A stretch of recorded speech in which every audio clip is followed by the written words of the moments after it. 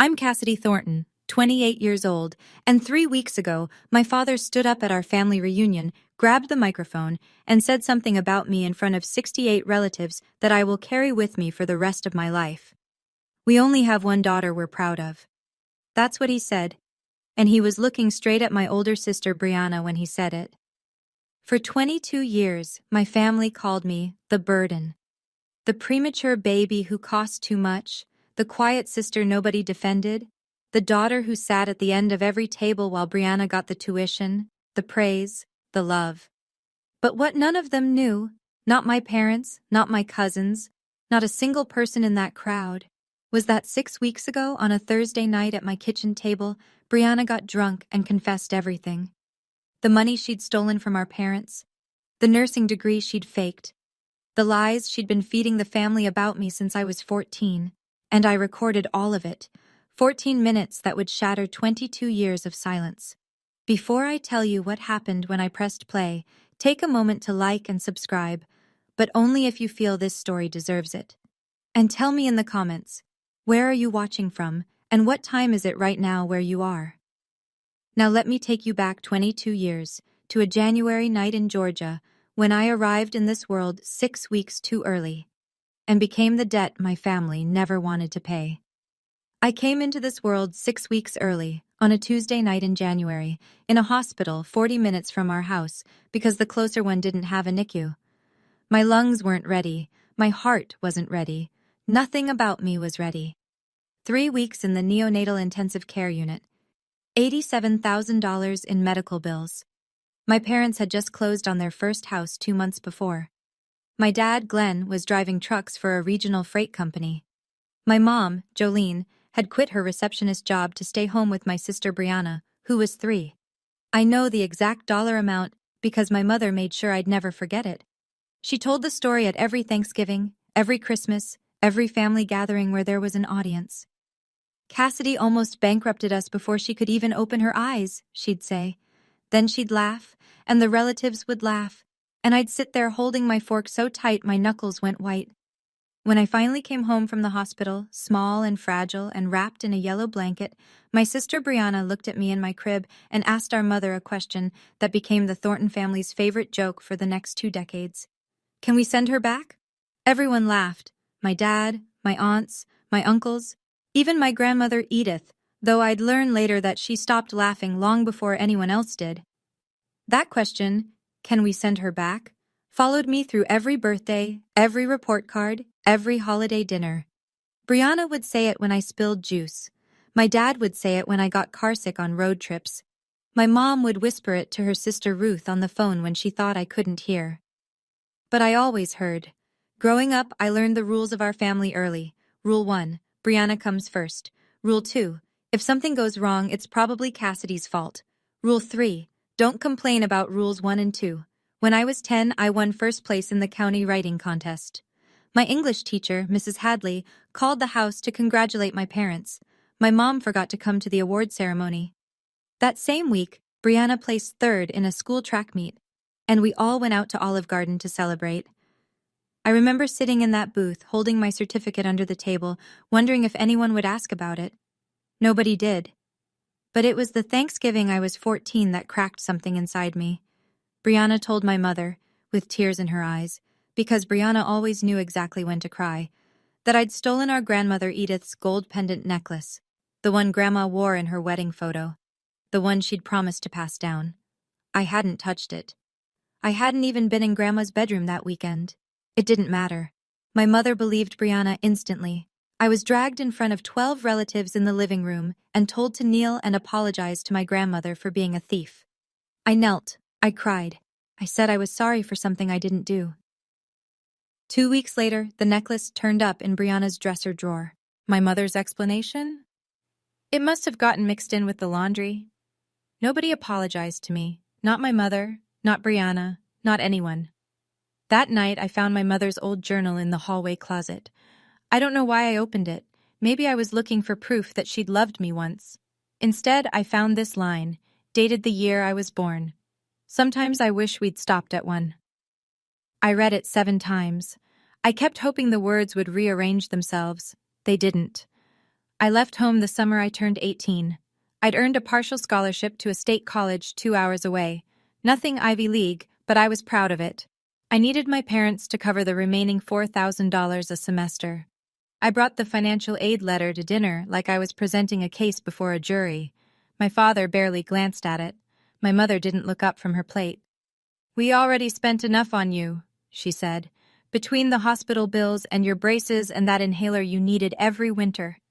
Cassidy, we just don't have it." That same month, my parents wrote a check for Brianna's full tuition at a private nursing program.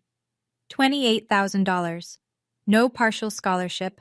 No questions asked. So I worked. 2 jobs, barista at 6 in the morning, data entry at a temp agency until 10 at night. I took 5 years to finish what should have taken 4, but I graduated with a degree in accounting and 0 debt. Nobody came to my ceremony.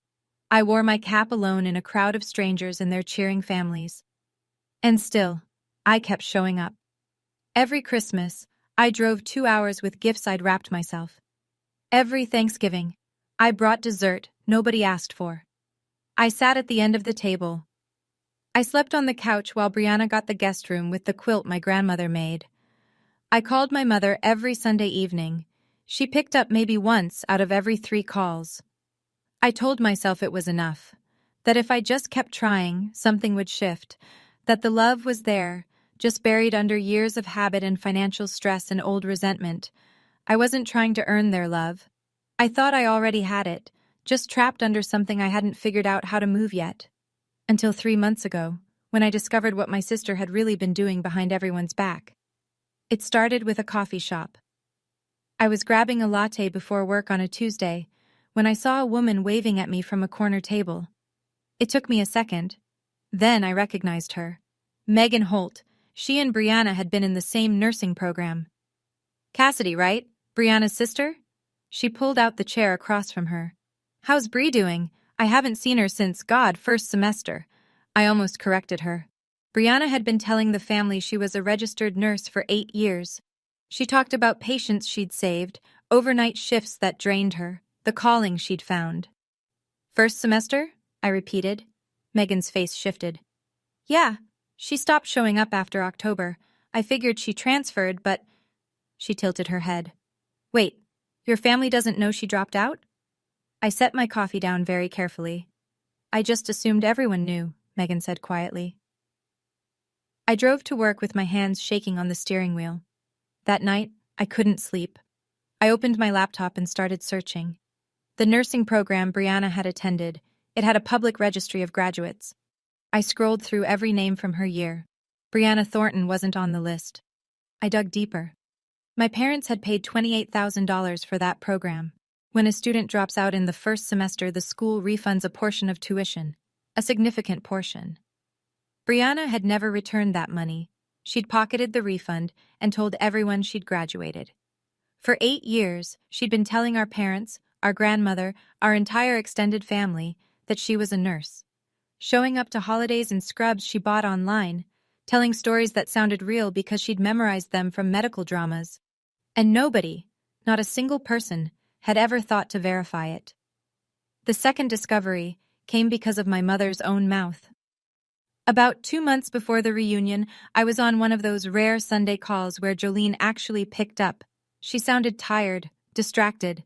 Midway through our conversation, if you could call it that, she muttered something I wasn't supposed to catch. "Your father's retirement fund looks thin. I don't understand it.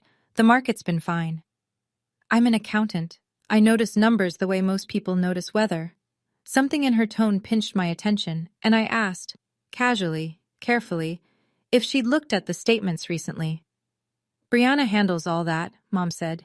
"She set up the online access for us. She's so good with that stuff. You know, being in healthcare, she understands finances." I bit my tongue so hard I tasted copper. That night, I did something I'm not proud of. I called my dad's old landline and talked him through pulling up his retirement account online. He didn't know I was checking. I told him I just wanted to make sure his beneficiary info was up to date. The numbers told a story my family never would. Over 4 years, $40,000 had been transferred out of my parents' retirement account in small, irregular amounts. $2,000 here, $3,500 there, into an external checking account. The routing number matched a bank in Brianna's city. I stared at the screen until my vision blurred. Then I called my mother.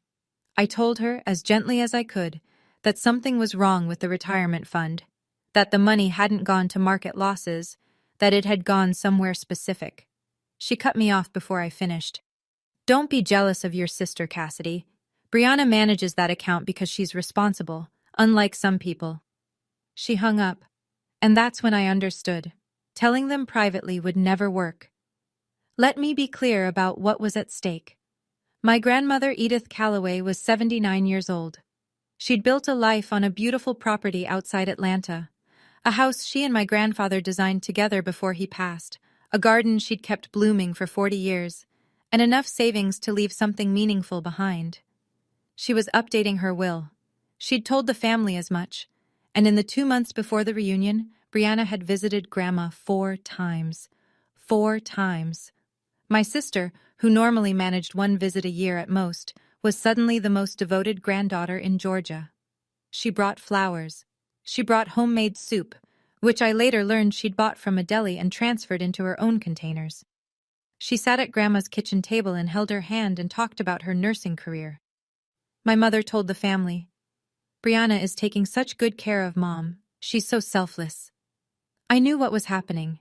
Brianna was positioning herself. She wanted to be the name on the will, the sole inheritor, the golden child's final trophy. If I stayed silent, 3 things would happen. My parents would lose more money they couldn't afford to lose. My grandmother would be deceived into rewriting her legacy based on lies. And I would lose the last person in my family who had ever truly seen me. I wasn't planning revenge. That word feels too sharp, too clean for what this was. I was trying to protect my grandmother from the same person who'd stolen from my parents, lied about her education, framed me for theft when I was 14, and spent 22 years making sure I never had a seat at the family table. But I needed proof, not suspicion, not accounting spreadsheets, proof that couldn't be explained away, reframed, or buried under my mother's denial. I needed Brianna's own words. 3 weeks before the reunion, I texted my sister. "Hey Bri, I know things have been weird between us. Can we talk before the reunion? I don't want it to be awkward in front of Grandma." She replied in 4 minutes. "Sure? Your place?" That should have told me everything. Brianna never came to my apartment. She thought my neighborhood was beneath her. But the reunion was 3 weeks away, and she needed me quiet and cooperative in front of Grandma Edith. A quick visit to pacify the difficult sister, worth the drive. She showed up on a Thursday evening in a silk blouse and designer jeans, carrying a bottle of Pinot Grigio. She hugged me at the door, tight, performative, and immediately started scanning my apartment with that pitying look she'd perfected. "It's cozy," she said. The word dripped. I opened the wine. I poured her glass fuller than mine. I set my phone on the bookshelf behind us, screen down, recording app running. Georgia is a one-party consent state. I was that party. We sat at my kitchen table and I started small. "So how's work? The hospital keeping you busy?" Brianna launched into a story about a patient who'd coded during her shift last Tuesday. She told it with hand gestures, pauses, vocal inflections, the whole performance. She'd always been good at this, making fiction feel like memory. I let her finish. Then I said, as casually as I could, "That's crazy. Hey, I actually ran into Megan Holt last month, your old classmate. She said something kind of weird." Brianna's wineglass paused halfway to her lips. "Megan talks too much," she said. Her voice dropped half an octave. And I knew. The mask had a crack. I didn't push immediately. I poured more wine. I let the silence work. Brianna finished her second glass, then her third. The Pinot Grigio was doing what I couldn't, loosening the bolts she kept so carefully tightened in public. "Bri," I said quietly, "I'm not judging you. I just want to understand. We're sisters." She stared at me for a long time. Then something shifted behind her eyes. Not guilt, not fear, but something worse. Contempt. The kind that comes from believing you're untouchable. "You want to understand?" She leaned back. "Fine." And then Brianna Thornton, golden child, beloved daughter, family nurse, started talking. I didn't finish nursing school. Big deal. It wasn't for me. She waved her hand like she was brushing away a gnat. Mom and Dad's tuition money? They owed me that for all the years I had to be the perfect one while you were draining them dry. My chest tightened. I said nothing. You know what I told Mom when you were 14? That you stole Grandma's necklace? She smiled. Actually smiled. I took it. I needed it gone for Thanksgiving so you'd look bad. And it worked. Every single time. She poured herself another glass. Her hand was steady. Her conscience was clear. All I ever had to do was cry. And Mom took my side. Every time. You were always so easy to push out of the way, Cass. You never fought back. You just took it. Under the table, my hands were trembling, my jaw ached from clenching, but I kept my face still, I kept my breathing even, because the phone on the bookshelf was catching every syllable. And Brianna wasn't done. The wine had peeled away the last layer. Dad's retirement account? Brianna tilted her glass, watching the light refract through the wine like she was admiring a jewel. I've taken about 40 grand over the last 4 years. Small amounts. They'll never figure it out. They think the market crashed. She laughed. A short, bright, careless sound. And Grandma? I asked. My voice was steady. Barely. Brianna leaned forward, elbows on the table. Why do you think I've been visiting her, Cass? She's rewriting her will. I'll make sure my name is the only one that matters. She held my gaze, and then she said the thing that sealed everything. And you? You'll get nothing, just like always. She set her glass down gently. Because in this family, I'm the daughter. You're the bill. You're the bill, not the burden. The bill, like I was a debt they'd never wanted to pay. Brianna yawned 15 minutes later and fell asleep on my couch with her shoes still on. I pulled a blanket over her because even then, even after all of that, she was still my sister, and I didn't know what else to do with that. Then I went to the kitchen. I sat in the dark. I picked up my phone and stopped the recording. 14 minutes and 22 seconds. I didn't cry. I wanted to. But something had shifted in me, something tectonic and irreversible, and crying felt like going backward. I played the recording once from the beginning, just to make sure it was clear. Brianna's voice came through the speaker, sharp and certain. You were always so easy to push out of the way. 14 minutes. That's all it took for 22 years of lies to collapse into a file on my phone. The question was no longer if, it was when and where. Now I'm going to pause here for just a second because I need to ask you something.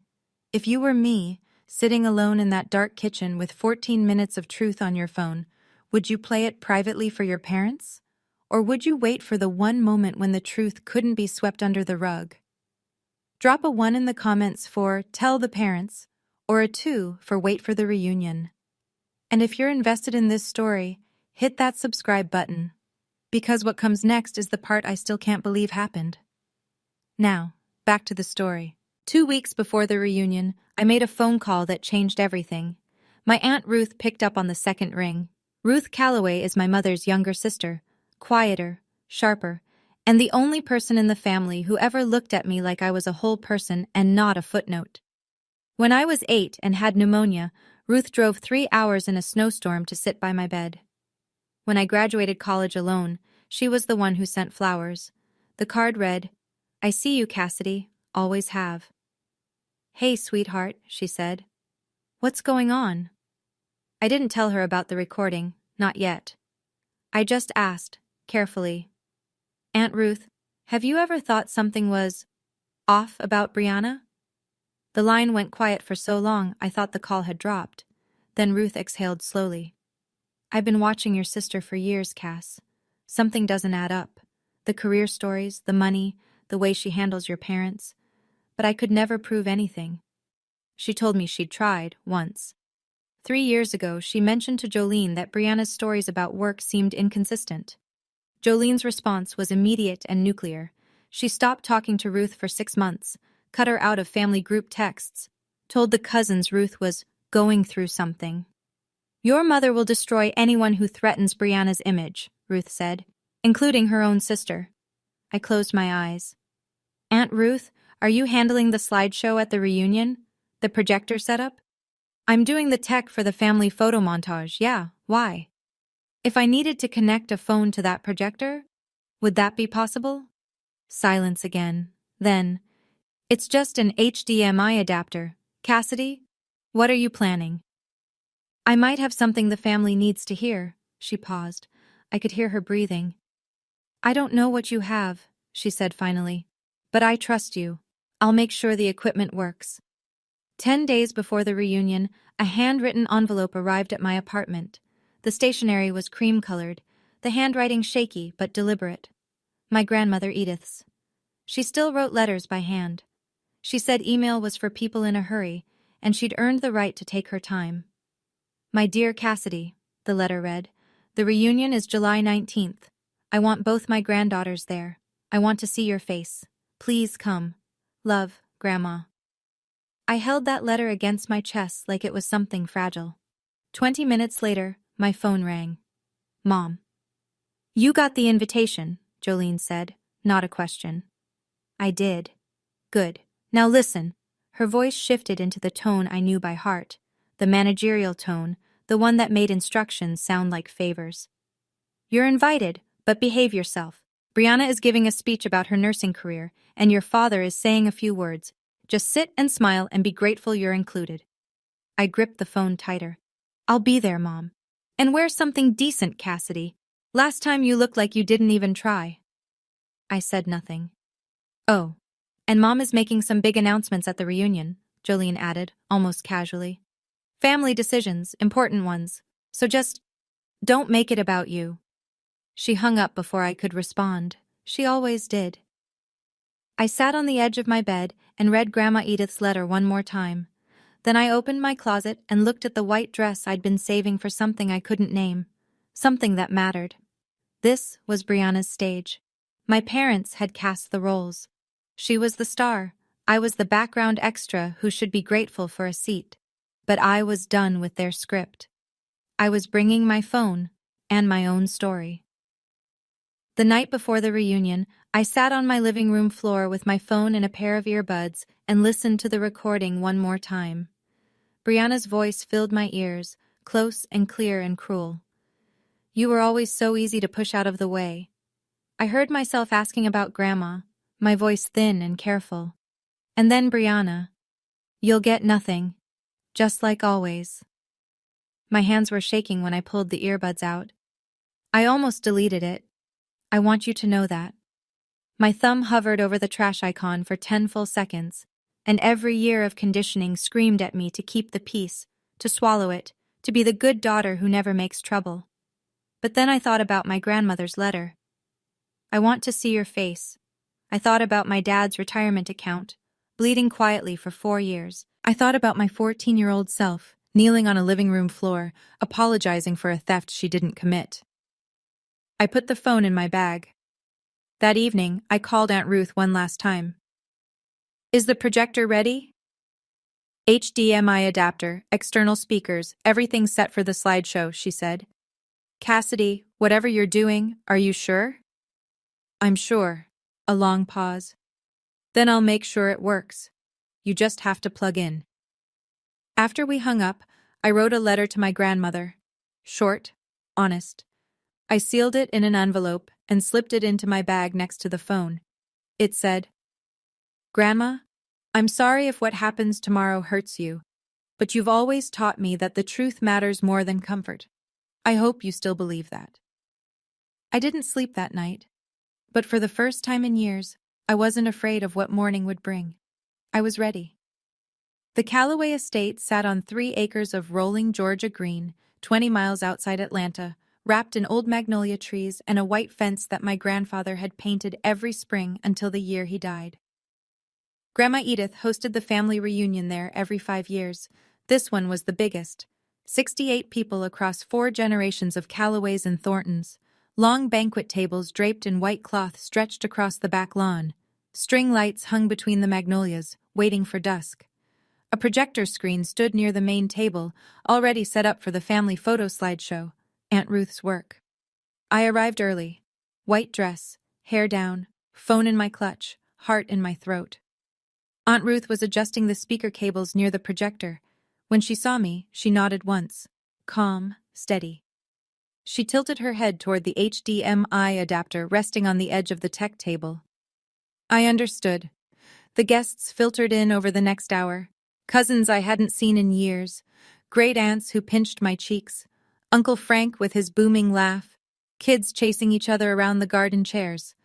Then Brianna arrived. Red dress, expensive heels, full makeup. She floated through the crowd like a celebrity at a premiere, kissing cheeks, squeezing hands, performing warmth so convincingly I almost believed it myself. She went straight to Grandma Edith and wrapped her in a hug that lasted just long enough for 3 people to photograph it. My parents flanked Brianna like bodyguards. Glenn in his pressed khakis, Jolene in a floral dress, hand on Brianna's shoulder, beaming, the perfect trio. I stood near the back, by the hydrangea bushes, holding a glass of sweet tea I didn't drink. And Grandma Edith, mid-hug with Brianna, looked over her granddaughter's shoulder, found me in the crowd, and gave me a small, sad smile that broke something in my chest. Dinner was served at 6. Fried chicken, collard greens, cornbread, peach cobbler. The Callaway reunion spread hadn't changed in decades. People filled their plates, found their seats, and settled into the kind of warm, loud chaos that big Southern families specialize in. I sat at the far end of the second table. Nobody had assigned seats, but somehow the family geography always pushed me to the perimeter. After dinner, my mother stood up and tapped a fork against her glass. The conversations quieted. Before we do the slideshow, Jolene announced, Brianna has something she'd like to share. Some of you know she's been doing incredible work as a nurse. Bri, honey, come on up. Applause. Warm, encouraging, trusting applause from 68 people who had no reason to doubt. Brianna walked to the front with the ease of someone who'd rehearsed this in the mirror. She took the wireless mic from Ruth's tech table and smiled. The practiced, symmetrical smile that had gotten her out of every corner she'd ever been backed into. Thank you, Mom. She pressed a hand to her chest. Nursing has been the most rewarding experience of my life. Last month, I helped a patient recover from a stroke. She held my hand and told me I saved her life. People murmured with admiration. Grandma Edith nodded proudly. 5 minutes of pure fiction, delivered flawlessly. When Brianna finished, she got a standing ovation from the front table. My mother was crying, the graceful, single-tear kind she'd perfected at church.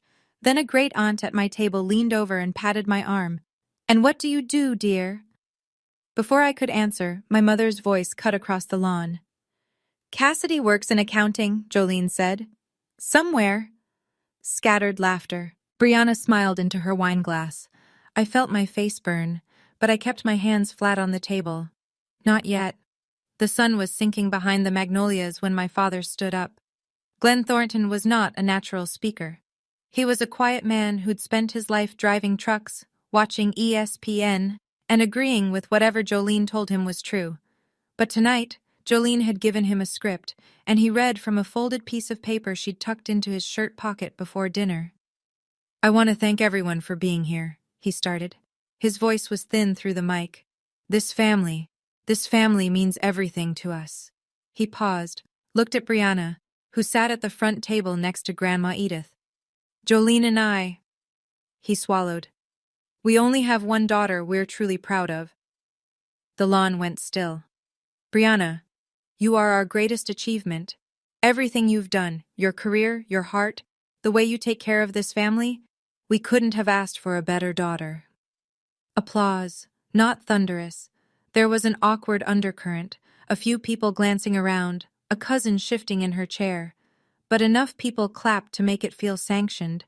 Nobody looked at me. Nobody needed to. I sat at the back table, 68 people in front of me, my father's words still hanging in the summer air like smoke. "We only have one daughter we're truly proud of." He hadn't misspoken. He hadn't been ambiguous.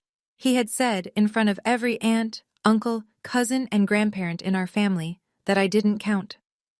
My grandmother Edith turned slowly in her chair, found me, saw the redness in my eyes. Her brow creased with something I hadn't seen from her in years, alarm. I placed my hand on my clutch, felt the hard edge of my phone through the fabric. 22 years. I stood up. I didn't rush. I didn't storm. I rose from my chair the way you rise when you finally made a decision you've been turning over for weeks. Slowly. Deliberately. Like gravity had changed direction, and standing up was the only thing left that made sense. Heads turned. A few cousins whispered. My mother noticed first. Cassidy, Jolene's voice was sharp and low. Sit down. What are you doing? I didn't answer. I walked between the two banquet tables. 68 faces tracked me like I was crossing a stage. The string lights had come on. The air smelled like peach cobbler and fresh-cut grass, and my heartbeat was so loud I could feel it in my fingertips. Brianna watched me from the front table, her wine glass frozen halfway to her mouth. Confusion first, then suspicion, then something I'd never seen on my sister's face before, a flicker of fear. I reached the tech table. Aunt Ruth stood beside the projector, arms at her sides. She didn't ask a question. She didn't need to. She picked up the HDMI adapter and held it out to me. I pulled my phone from my clutch, plugged it in. The projector screen lit up behind me, a white glow replacing the frozen family slideshow. My father stepped forward. Cassidy, this is not the time. Actually, Dad. I looked at him, steady. This is exactly the time. I opened the audio file, 14 minutes and 22 seconds. The timestamp on the screen was visible to everyone. My thumb pressed play. And then Brianna's voice, loud, clear, unmistakable, poured out of the outdoor speakers and across the lawn where 68 members of our family sat in the cooling Georgia evening. I didn't finish nursing school, big deal. Brianna's real face went white as her recorded voice filled the air. The first thing I noticed was the silence, not the polite kind that settles over a room during a speech. This was something heavier, the silence of 68 people realizing all at once that something they hadn't expected was about to change everything they thought they knew. Brianna's recorded voice rolled out from the speakers like a confession played in a courtroom. I didn't finish nursing school, big deal. It wasn't for me. Mom and Dad's tuition money? They owed me that for all the years I had to be the perfect one. Someone at the second table set their glass down. The tiny clink of crystal on wood sounded like a gunshot in the quiet. My mother launched out of her chair. She moved toward the projector with both hands raised, eyes wild. Turn it off, Cassidy, turn it off right now! She was 3 steps away when my grandmother's voice cut through the air like a blade. Jolene! My mother froze. Grandma Edith hadn't raised her voice. She didn't need to. 79 years of quiet authority did the work for her. She gripped the arm of her chair and looked at her daughter with an expression I'd never seen on her face. Not anger exactly, but a devastation that preceded it. Sit down. Edith's voice trembled, but every word was iron. I want to hear every word. My mother sat, like a child who'd been caught standing on the table. Brianna was on her feet now, hands shaking, the red dress suddenly too bright against her ashen face. That's taken out of context. She set me up. But the recording didn't care about context. The recording just kept going. Brianna's own voice, cheerful and careless and 3 glasses deep, filling the summer air with truths she never meant to share. By minute 4, the recording had reached the money. Dad's retirement account? Brianna's voice was almost gleeful on the playback. I've taken about 40 grand over the last 4 years, small amounts. They'll never figure it out. They think the market crashed. Recorded Brianna laughed. The real Brianna didn't. My father, still standing near the mic at the front, lowered himself into the nearest chair like his legs had stopped working. The color drained from his face in real time. I watched a man who had stood in front of his family and erased one daughter to praise another, suddenly realize that the daughter he'd praised had been robbing him. That's our retirement, Glenn whispered. But the mic was still on, and everyone heard it. Jolene turned to Brianna. Tell me that's not true. Her voice cracked down the middle. Tell me, Brianna. Mom, I can explain. It wasn't like that. I was going to pay it back. The recording cut her off. Brianna's own voice again, bright and unbothered. Mom believes everything I say. All I have to do is cry and she takes my side. My mother's hand went to her mouth. A sound came out of her.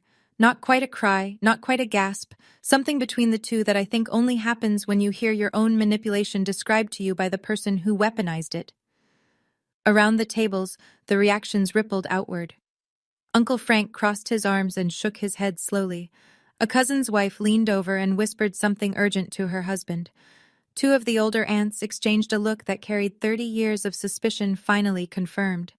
And Grandma Edith sat perfectly still, her hands folded in her lap, listening to every word with the careful attention of someone assembling a verdict. Then came minute 6. And the necklace. "You know what I told Mom when you were 14? That you stole Grandma's necklace?" Recorded Brianna's voice was warm with wine and self-satisfaction. "I took it. I needed you out of the picture for Thanksgiving, and it worked." The sound that came from my grandmother was small, but it stopped everything. Edith pressed her hand flat against the table. Her fingers were shaking. She turned and looked at me, not with pity, but with a horror that told me she was reliving that Thanksgiving. The 14-year-old girl on her knees, apologizing for a crime she hadn't committed. The granddaughter she'd watched be humiliated while the real thief stood beside her, dry-eyed and smiling. "Oh, sweetheart," Edith whispered. I don't think anyone else heard her, but I did. The recording rolled on. Minute 7. "Why do you think I've been visiting Grandma? She's rewriting her will. I'll make sure my name is the only one that matters." Edith's grip on the table tightened until her knuckles went bone white. "And you?"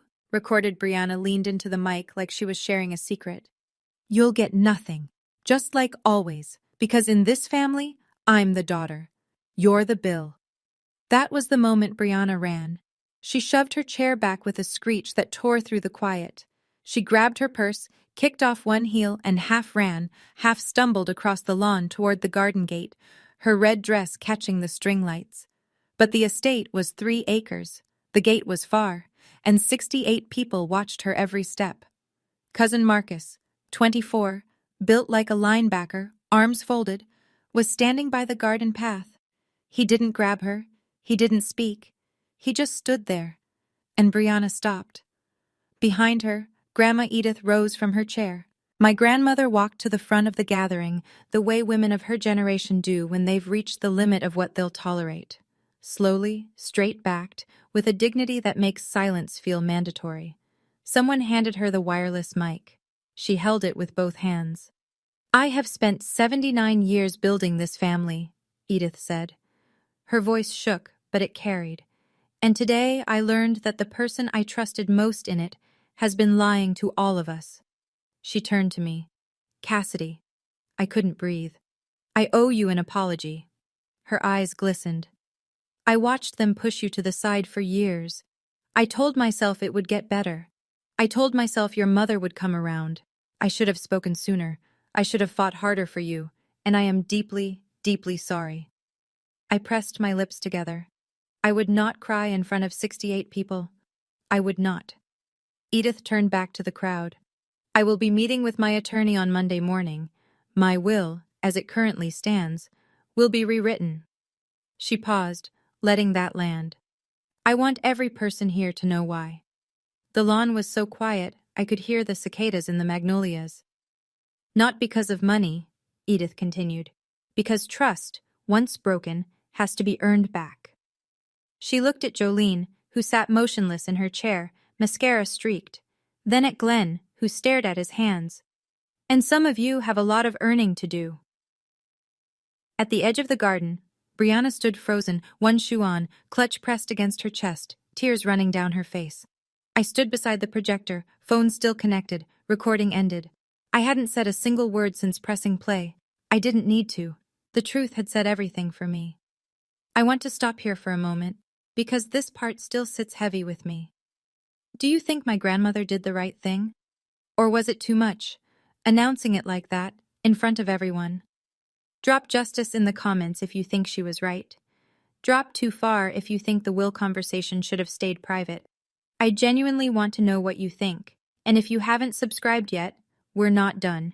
There's still fallout I need to tell you about. Let me keep going. The reunion didn't end, it fractured. After Grandma Edith's announcement, the gathering split like a cell dividing. Nobody left. This was too seismic to walk away from. But the lawn rearranged itself into clusters, each one processing a different piece of what had just happened. The older relatives, Uncle Frank, Aunt Lois, the great aunts who remembered Edith's late husband, gathered around my grandmother like a protective ring. Frank put his hand on Edith's shoulder and said, low but audible, "We're behind you, Edith, whatever you need." A group of younger cousins drifted toward me, not accusing, not celebrating, just present. My cousin Danielle, who I hadn't spoken to in 3 years, touched my elbow. "How long have you known?" she asked. No judgment, just wanting to understand. And Brianna came back.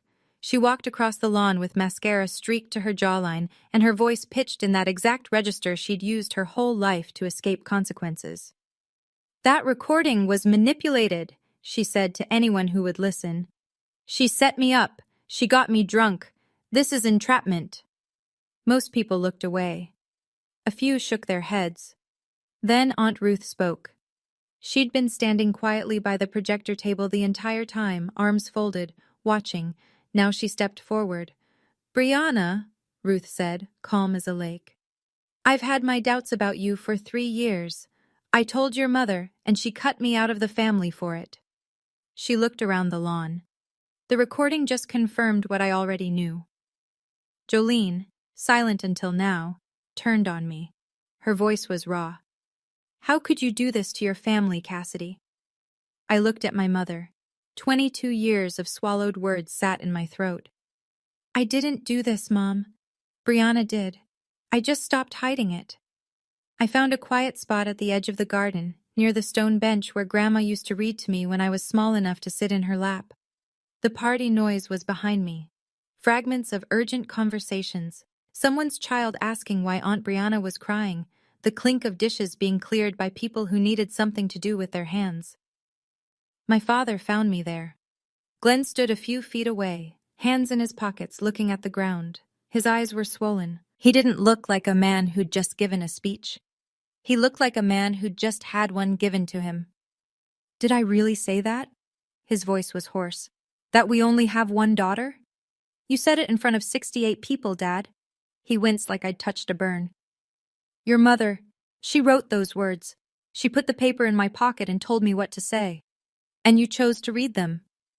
He didn't argue. He didn't deflect. He just stood there, absorbing it, the way a wall absorbs a hit. "I'm sorry, Cassidy." His voice broke on my name. "I don't know how to fix this." I looked at him for a long time. This man who'd driven trucks for 30 years, who never spoke up at dinner, who let his wife and eldest daughter write the rules while his youngest daughter paid the price. He wasn't a monster. He was something almost worse, a bystander who loved me quietly and never once let that love be loud enough to matter. "I'm not asking you to fix it right now, Dad." I said it gently, not because he'd earned gentleness, but because cruelty had never been my language. "I'm asking you to stop pretending I don't exist." He cried. I'd never seen my father cry in 28 years. There was no hug, no resolution. Just 2 people standing in a garden, learning how to start from the wreckage. I was sitting on the porch steps when Grandma Edith came and lowered herself down beside me. She moved carefully. Her hip had been bothering her for months. But she refused my hand and sat on her own terms. For a moment, neither of us spoke. The evening had turned blue-dark. Fireflies blinked over the back lawn where, an hour ago, everything had changed. "You held on to that recording," Edith said. Not a question. "You could have used it to hurt her weeks ago, but you waited." "I almost didn't play it, Grandma. I almost walked out." "But you didn't." She reached over and took my hand. Her skin was thin and cool, but her grip was firm. "And I'm grateful, because I almost gave everything I have to a liar." I shook my head. "I don't need anything from your will, Grandma. That's not why I—" "Hush." She squeezed my hand. "This isn't about what you need. It's about what you deserve, and about what's right." She looked out at the garden where the string lights swayed in the evening breeze. The guests were beginning to leave. Slow, quiet goodbyes instead of the usual boisterous Callaway farewell. "I'm meeting my lawyer Monday," she said.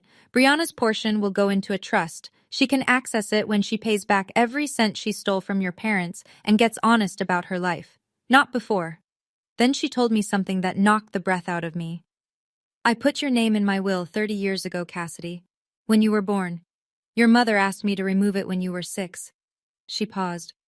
I refused, but I stopped talking about it, to keep the peace. She looked at me with wet eyes. I should never have kept quiet. Quiet is how this family got here. 1 week after the reunion, the fallout wasn't slowing down. It was compounding. Brianna tried the social media route first. She posted on Facebook. My own sister stabbed me in the back at our family reunion. I've never felt so betrayed. The post got 11 likes, all from friends who hadn't been there. Then cousin Marcus commented, "We all heard the recording, Brianna. You stabbed yourself." 27 people liked his reply. Brianna deleted the post within the hour.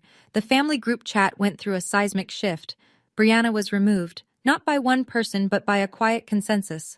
Danielle simply created a new chat and didn't add her. Nobody objected. My father called me on a Tuesday evening. It was the first time in my life he'd dialed my number without Jolene prompting him. "I pulled up the retirement account statements," he said. His voice sounded 10 years older. "She took more than we thought. $42,300. Cass, it's all documented. The transfers, the dates, everything." I closed my eyes. "What are you going to do?" "Your mother and I are meeting with a financial advisor this week, and maybe a lawyer." He paused. "I should have listened to you when you called." "Yeah, Dad, you should have." There was something else, too. The nursing career, the one Brianna had performed so beautifully at the reunion, the one she'd used to impress Grandma and charm the family. It fully unraveled. A cousin who worked in healthcare asked around. Brianna wasn't a nurse. She wasn't even a certified nursing assistant.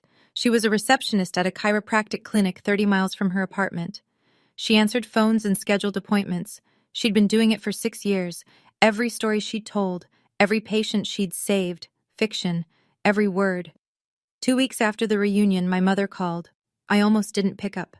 My phone sat on the kitchen counter, vibrating with her name, and I watched it ring twice before I answered. "Cassidy?"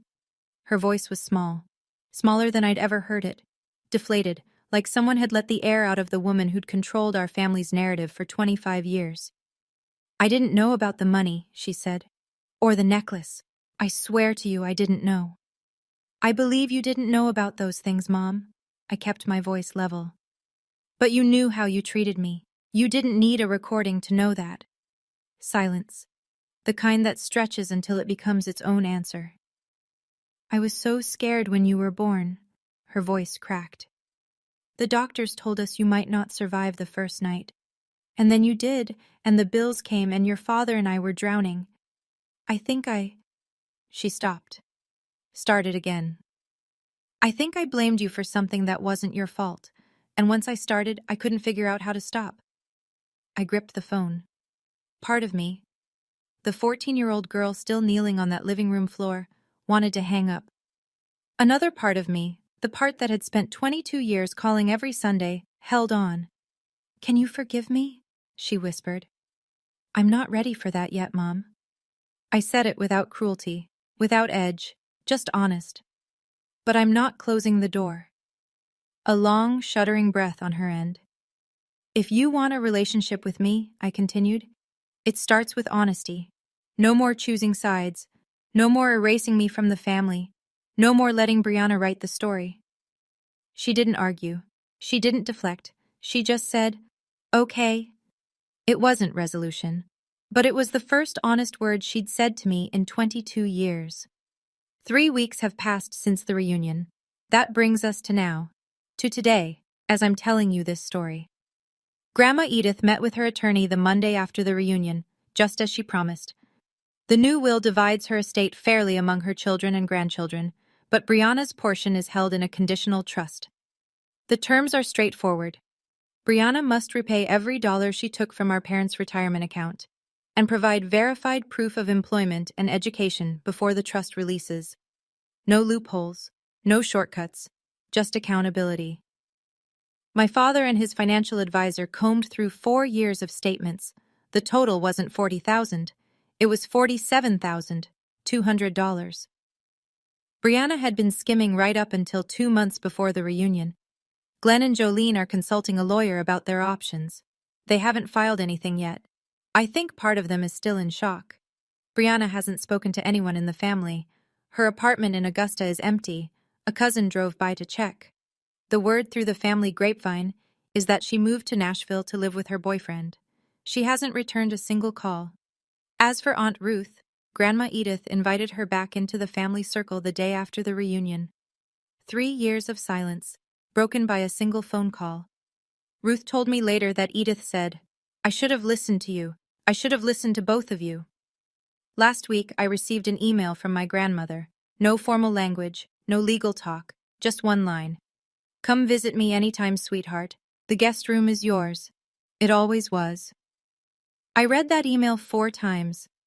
And unlike my mother's journal entry from 22 years ago, the one that said she wished she'd stopped at 1, these words didn't make me wish they'd change. They were exactly right. It's a Thursday evening. I'm sitting in my apartment, the same kitchen where Brianna drank 3 glasses of Pinot Grigio and dismantled 22 years of her own lies. The wine stain on the table is still there. I haven't cleaned it. I'm not sure why. People keep asking me if I feel guilty, if I regret playing the recording, if I wish I'd handled it differently. Here's my honest answer. I didn't play that recording to destroy my sister. I played it because for 22 years, my family had been telling a story about me that wasn't true, and I was the only person who could change the narrative. Not with anger, not with speeches, just with the truth, played out loud in a space where it couldn't be whispered away. Do I wish it hadn't come to that? Every single day. But I know what would have happened if I'd stayed silent. My grandmother would have left her legacy to a liar. My parents would have lost more money they couldn't afford, and I would have spent the rest of my life sitting at the end of the table, hoping someone would notice I was there. I'm done hoping, not in a bitter way, in a free way. I still love my parents. I still love my sister. That's the part people don't understand about setting boundaries. It's not about stopping love. It's about stopping the part where love gets used as a leash. My phone buzzes, a text from my dad. "Thinking of you today." 3 words. No apology, no grand gesture. Just acknowledgement that I exist. That I'm his daughter too. It's not perfect. It's not the family I wished for when I was 10 years old, pressing a writing contest certificate against my chest in an empty auditorium. But it's real. And real is enough for now. Last Saturday, I drove to Grandma Edith's estate. The reunion tables were gone. The projector was packed away. The string lights still hung between the magnolias, but they were off now. Just thin, dark wires against the Georgia sky. Grandma was waiting on the porch in her rocking chair, a pitcher of sweet tea sweating on the side table. She waved when she saw my car turn into the driveway, and something about that wave, small, eager, like a kid spotting a friend at school, made my chest ache in the best possible way. I sat beside her. We didn't talk about Brianna. We didn't talk about the recording, or the will, or my mother's phone call. We talked about her garden. The hydrangeas were blooming late this year. We talked about my job. I'd been offered a small raise, and she clapped her hands like I'd won an Oscar.